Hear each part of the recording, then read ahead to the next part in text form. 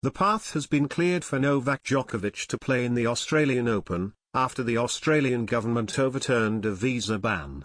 The Serbian tennis star was detained in January over his refusal to be vaccinated against COVID. He was deported from the country 10 days later, despite mounting a successful legal challenge.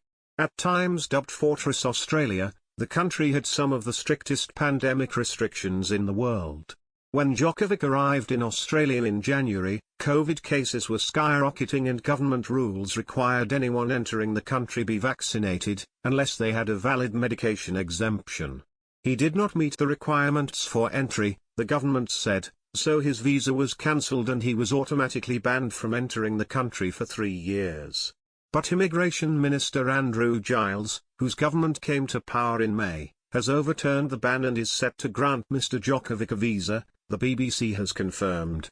Speaking earlier on Tuesday, Tennis Australia boss Craig Tiley said he was confident that Djokovic would play in next year's Open. "I know Novak wants to come and play and to get back to competing," he told the Australian Associated Press. "He loves Australia and it's where he's had the best success."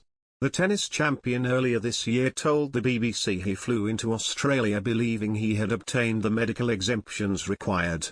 But he was detained and questioned by border officials in Melbourne on the 5th of January, and his visa was cancelled in the early hours of the following morning.